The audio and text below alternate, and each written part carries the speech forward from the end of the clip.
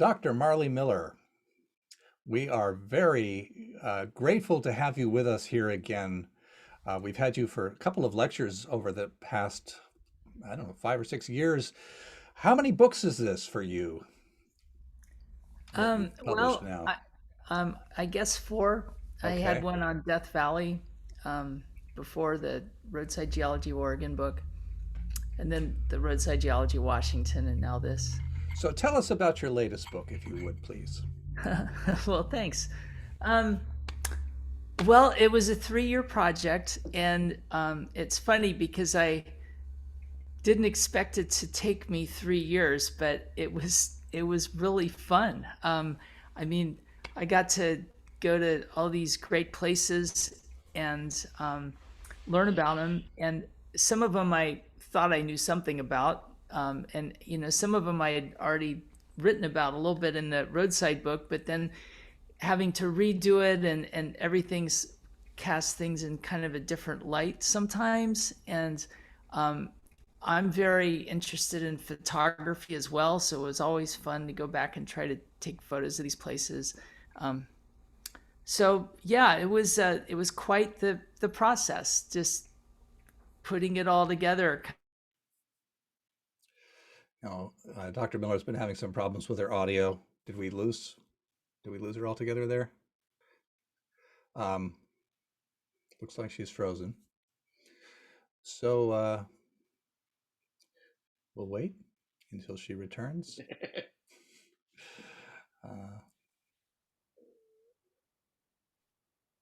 Uh, Is there a can way to get a list of her books?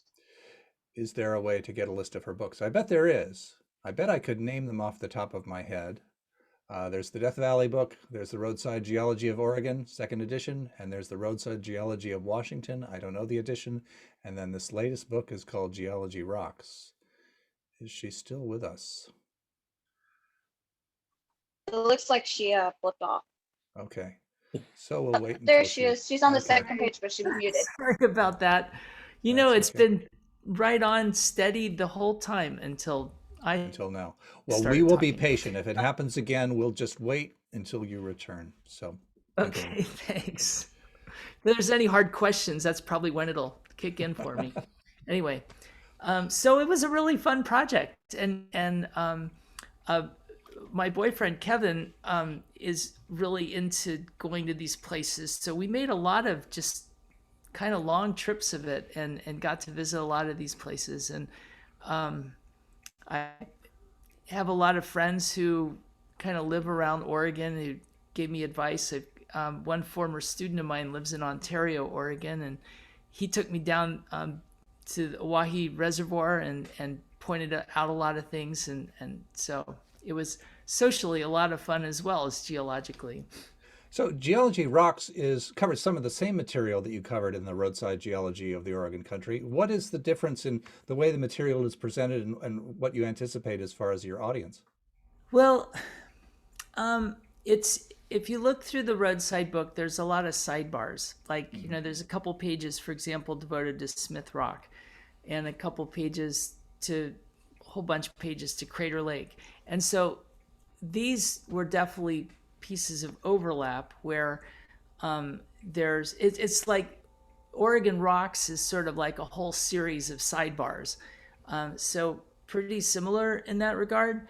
But again, writing it, I just basically put the writing from roadside away separately, and then just started from scratch writing these, because it really kind of pollutes your thinking when you have what you've already written in front of you. It makes it almost impossible to try to come up with a new way. So I would put those away and just start from scratch on a new place, which was often really nice because there'd be a slightly different way of presenting it.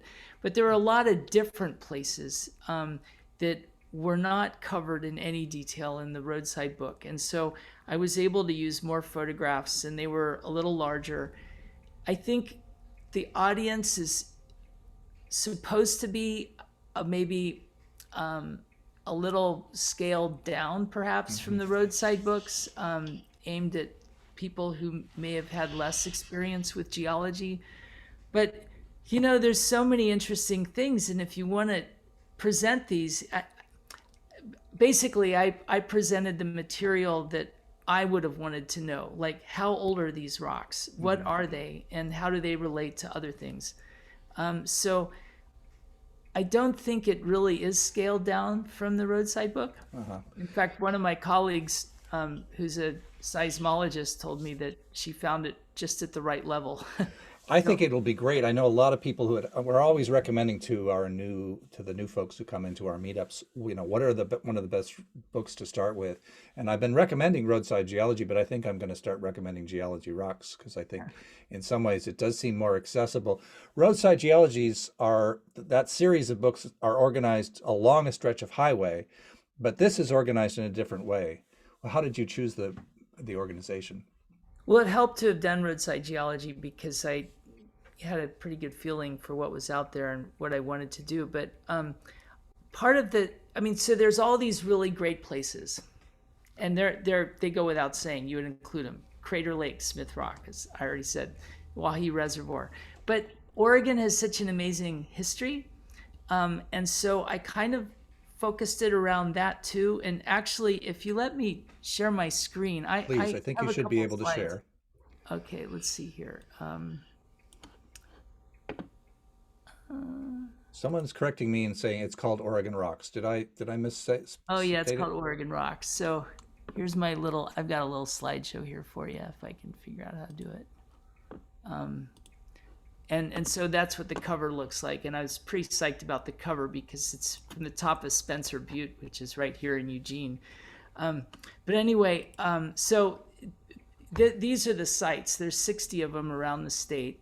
And it's superimposed on a simplified geologic map. And one of the things I realized as I was doing this is like if you go down the coast, these are all consecutive numbers. They're kind of arranged in a way that you might drive them. But the fact is these places may have nothing to do with each other geologically. They might be completely different. So, for example, sand dunes that go from Florence to Coos Bay might have nothing to do really with the Yachats basalt and Cape Perpetua, which is right up here. So what I did was I took this cross-section, a schematic cross-section I made across Oregon, which shows the basic geology. And then I took all the locations and I placed them around where they would fit on the cross-section. So, Spencer Butte is right here. It's this intrusion, actually would be right here, I think 24. It's this intrusion that's probably related to the Western Cascades.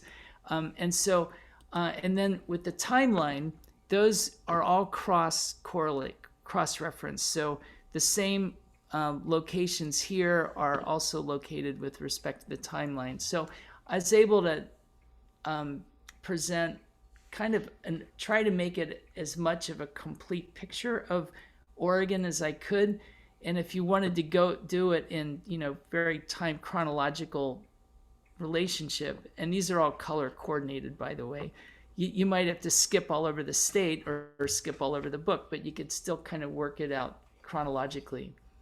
So an example might be here, sites 54 and 53, which are this one has some discussion of the Wallowa batholith, and this has some of the accreted rocks of the Blue Mountains in the Wallowa terrain, and they're located here, and then they show up down here on the cross section or on the timeline. And then if you go to these pages in the book or these sites in the book, these are 2 one-page sites. So there's a little vignette where you can go and pet some of the rocks of the Wallowa terrain, or here's a place where you can see the Wallowa batholith and where it's intruding the more rocks of the Wallowa terrain, and it's overlain by Columbia River basalt group. And so that all kind of ties back to those cross sections. And then these are 2 of the one-page sites. Most of them are 2-page sites. So like here's big obsidian flow in Newberry. And, so that would be over here in the sort of high plains lava flows, which is shown here in dark brown. And one of the coolest things is, you go to these places and you're always asking yourself questions like, wait a minute, I don't understand this.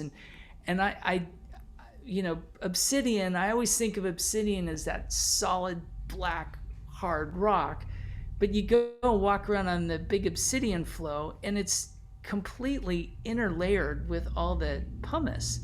And it's not something didn't really fit with my limited understanding of obsidian. And the volcanologists in here are probably going, well, yeah, of course. But I talked to one of my colleagues who studies this stuff, Tomas Giachetti, and he helped me kind of come up with this diagram that explains why you get these inner layers of pumice and really hard, solid obsidian. It's all the same stuff, but where you get shear between the layers, the vesicles in the pumice collapse, and it makes for a very dense, compact rock, which is what we know as obsidian. And then there's then there are a few 3-page sites, and this is one of my favorite, Cape Blanco. And again, this was a sidebar in the roadside book, but I found I learned so much more. And so if you look at this cross section, if you walk along this beach here, you can drive right down to the beach and walk along the coast, and you can see these cliffs. You're walking from this is the Empire Formation, and it's on top of the sandstone of Flores Lake, which is on top of the Umpqua group. So you can see just green over orange over purple. But then you cross this fault, and you've got the Empire Formation sitting right on top of the accreted Otter Point Formation. And it's a depositional contact. That's this right over here on the right. And so this fault likely was, active at a time that could erode these older rocks off the Otter Point Formation. And then this Empire Formation was deposited over the top. So it's a really cool, different kind of this unconformity just on one side of the fault. And then looking at these rocks are actually upside down. They're almost flat lying, but they're overturned rocks. So there's all these just amazing things that I got to see when I was doing this. I like the 1 or 2 page layouts, and it makes me wonder. I mean, that must sort of constrain you as far as how you tell the story, and I'm wondering how you kind of decide where to. Well, it did, and I wanted to use a lot more pictures than I was allowed to. It was kind of a painful process at the end. I've got a great editor. Mountain Press does a really good job with their books, and my editor has she's did her undergrad in geology and did a master's degree in hydrology, so she's got a real science background, and so she empathized, but at the same time, they were limited strictly to 160 pages, which includes the front matter and the index and all that. And so, I came in at probably about 170 pages, and, we talked about shrinking the fonts a little bit and all this kind of stuff, but still had to cut some things out. Is that now this stuff fascinates me, because one of the things I love is this in roadside geology, the maps are so clear, and the use of color. And again, if we get into the graphic design, this might not fascinate everyone quite as much. But who does your maps and the diagrams? Well, I did the initial cut of the maps, which actually I was pretty happy with. But then I sent everything to the publisher, and they have a woman named Chelsea Feeney, who she also consults if anybody wants their own maps done. And she made them especially beautiful. I mean, It's funny because I was kind of proud of my maps, and then they come back from her and they are so much better.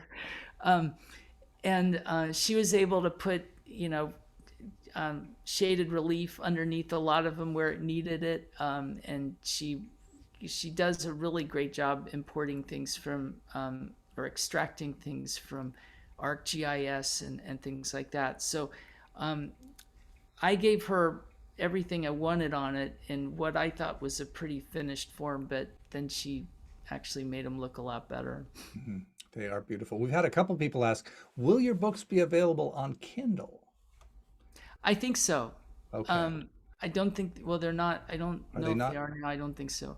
I'm Okay. pretty sure the roadside books are. Are Um, they? Yeah. It seems like that would be very useful if you had an iPad or a tablet yeah. out at location. I'm pretty sure. I guess one of the ways you could check is if you went like on to Amazon and looked at one of the, see that this Someone could Oregon check that. Rocks, the title, it's part of a series. I So they've got bet. Washington rocks and California rocks. They even have Indiana rocks and Virginia rocks. Um, and I think if you look at some of the older ones and see if they have Kindle, um, you could probably see if it's destined for that, but I would think it is. I bet someone is. I bet I'm The going to look over into the chat in a the minute. older And one, The older go ones ahead. the are? other ones don't have Kindle, Oh, unfortunately, but I believe you can submit them yourself as a publisher to them.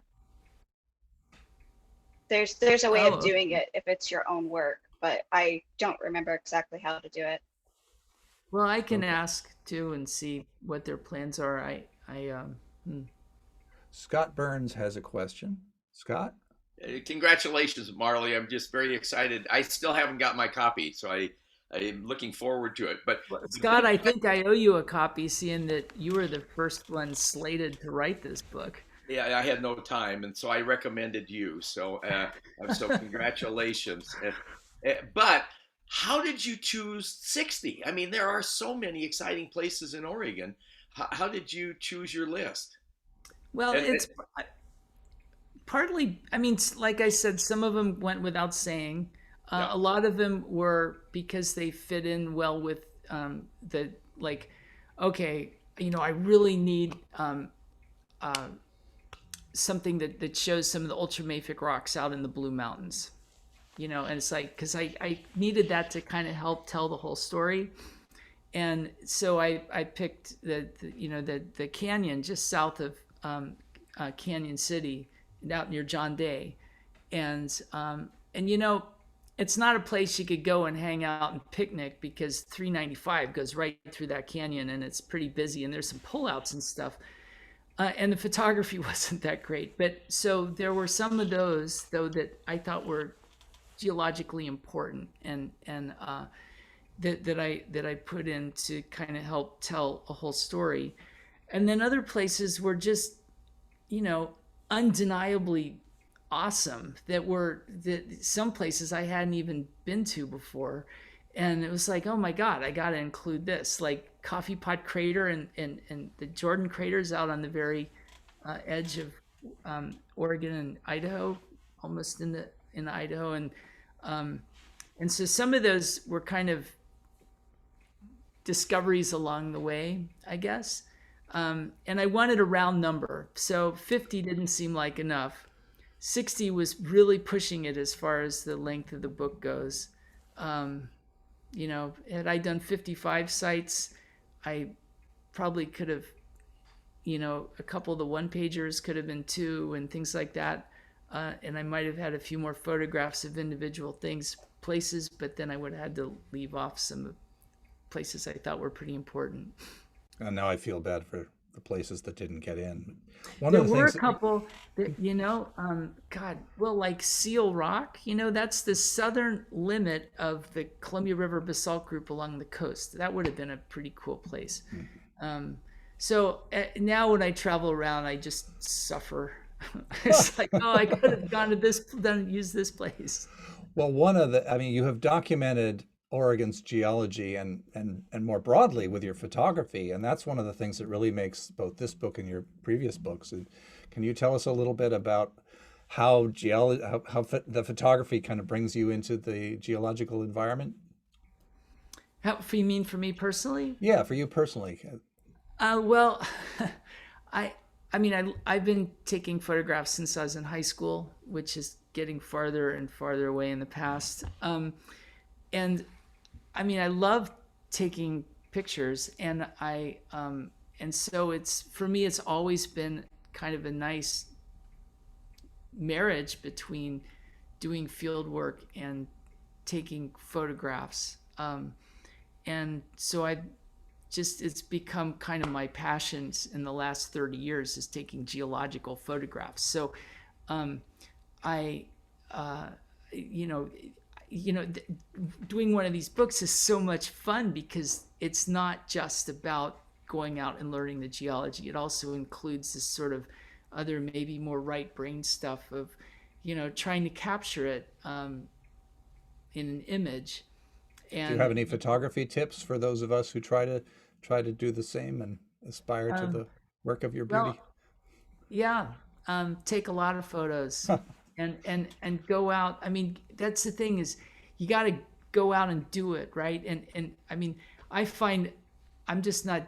I don't get good photographs when I don't go outside and go hiking and stuff. I mean, that's kind of a weird way of saying it, but it's true. Like, if the more I'm out and hiking around with my camera, the more I am likely to get a good photo. Going to these places, you're kind of guaranteed of getting something because there's something really interesting geologically to photograph. But, a couple times, like, what's it, Hat Rock, Mhm. just up near the Washington border along the Columbia Gorge. That was another place that I didn't really have any good scablands that I wanted to include. Um, there were some good ones kind of down farther in the gorge, but they're like on private property and stuff. But Hat Rock was a kind of is a pretty cool landmark. But the times I'd been there, the lighting was just horrible, Mm. and so I had to make several trips out to there to get something that was usable. So that's another thing is probably keep going back and forth to the same place until you get something you like. Uh-huh. It gives you an excuse to do that. One of the things that sort of fascinates me about photography, since I don't travel quite as much as I used to, is the photography gives me an opportunity in the work that I've done for the GSOC website and other things that it gives me a chance to sort of observe again and to look more closely at things I might not have noticed in the first place. Um, you have provided very generously a repository for your photographs. Can you tell us a little bit about that? Oh, thanks. Yeah, here, I'll put it in the chat. I've got a website. It's called geologypix.com.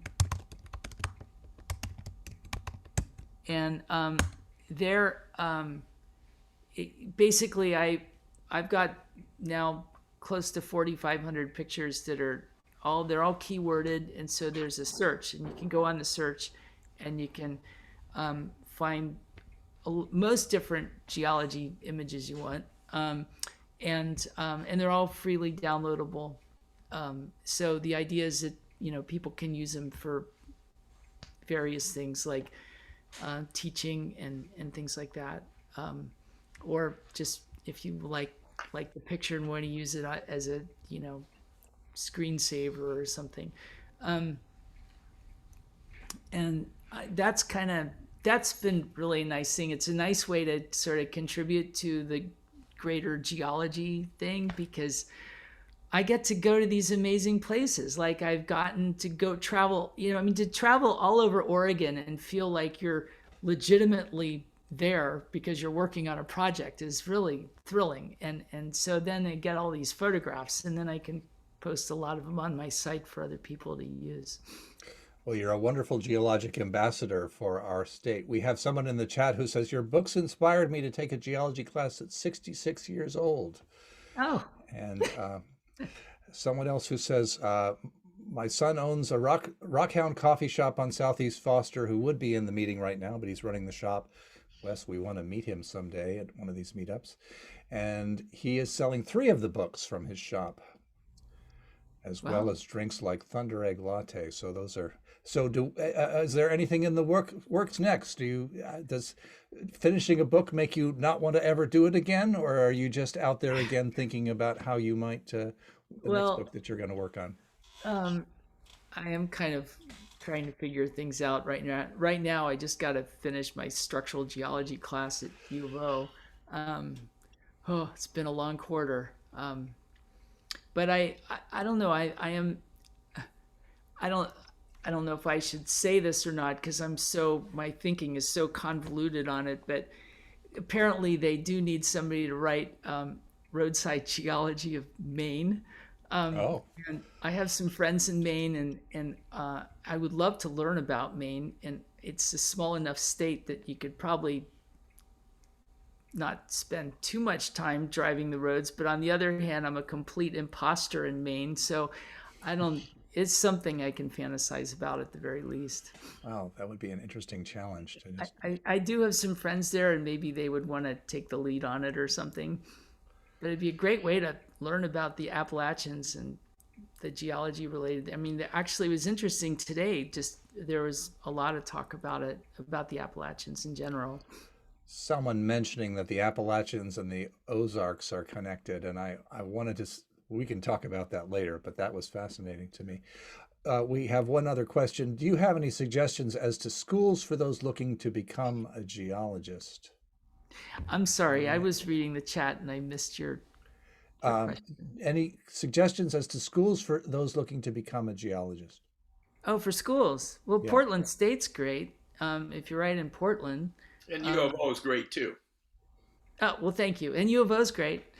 And Oregon State. I mean, we've got a lot of good geology schools in Oregon, and the community colleges are really good too. I mean, we get some great students from like Lane Community College and Portland Community College.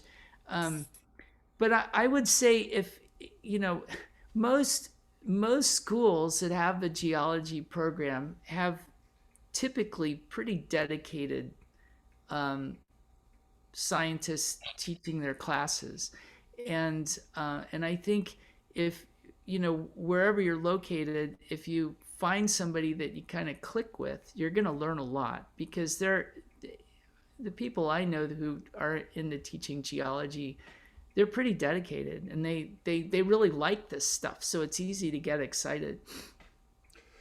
One of the things I love As about, go ahead, please. I'm just actually finishing my associates in science, and I'm looking to get into geology as a profession. And that's the reason why I'm asking, is because I'm like, I don't know what school to pursue at this point to get me into the field as quickly as possible. Crystal, are you Oh. thinking of moving to the Pacific Northwest? Well, I'm pretty close already. So for a master's, is that what you're saying?